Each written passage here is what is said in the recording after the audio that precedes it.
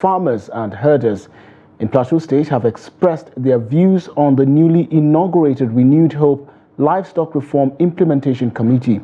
President Bola Tinubu inaugurated the committee on Wednesday at the presidential villa in Abuja, aiming to address the prolonged farmer-herder conflict in the country. Trust TV's Ado Musa brings details. This is not about politics. This is about opportunity. This is about our nation. Before the recent pronouncement by the Tinubu administration, several administrations in the past have tried to reform the livestock sector with little or no success. Initiatives such as Ruga policy, National Livestock Transformation Plan, Livestock Intervention Programme, and ranching were experimented with to help mitigate farmer-herder clashes in Nigeria. Before the recent pronouncement by the Tinubu administration, several administrations in the past have tried to reform the livestock sector with little or no success. Initiatives such as Ruga policy, National Livestock Transformation Plan, Livestock Intervention Programme, and ranching were experimented with to help mitigate farmer-herder clashes in Nigeria. Plateau State has been one of the hardest hit by this crisis, with both farmers and herders frequently accusing each other of atrocities, leading to significant loss of lives and properties. The leadership of the farming and herding communities in Plateau State have expressed their views on the President Tinubu's inauguration of the Renewed Hope Livestock Reform Implementation Committee. It's a right thing in a right direction, because that is what we have been agitating for. And this thing is going to develop the livestock industry in Nigeria, and the objective of which include employment opportunities, improvement in meat supply. Honestly, for those of us that have been following the trend of events for decades that has to do with the problem of herders farmers clashes, when we had the committee has been set up, we welcome it. It's a very good step, but you cannot say exactly whether the committee is going to do what is expected of it, because committees or policies are set up with documents. And when I go through the documents and I see the documents, I will be in the better position to say yes.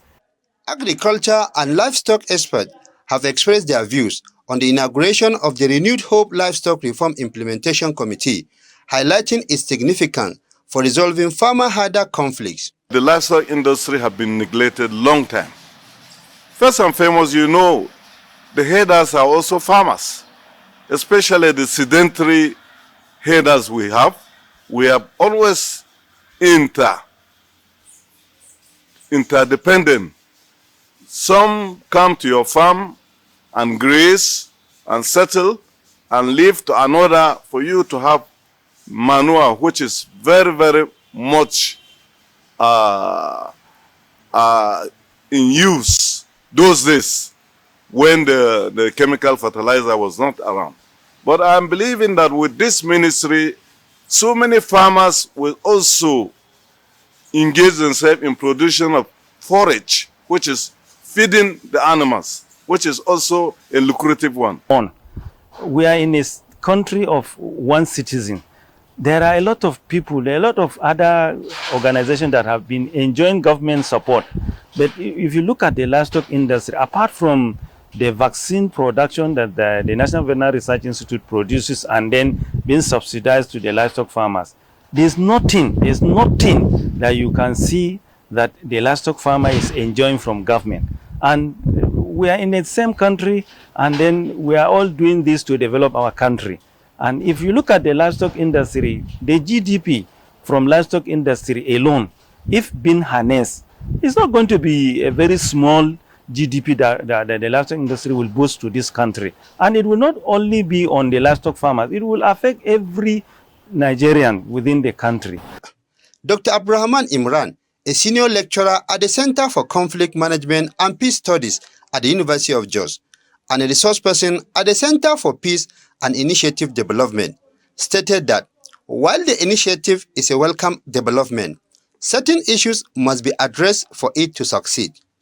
if the president will take a strategic decision to address the security issues, farmers being killed on the farmland, because the idea of the use of farmer aiders company has been politicized itself, what I said earlier.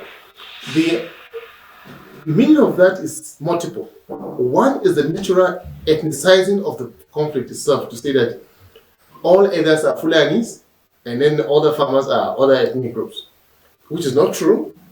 And because the former president was a Fulani man, that also affected the acceptability of some of the policies of the government to respond. And then the political elites are part of the Nigerian problems. So what was wrong with the Ruga policy? What was wrong with the grazing reserve policy? Stakeholders have expressed satisfaction with the direction of the new initiative, with the hope that it won't be politicized like previous efforts by past administrations. Ado Musa, Trust TV News, Jos.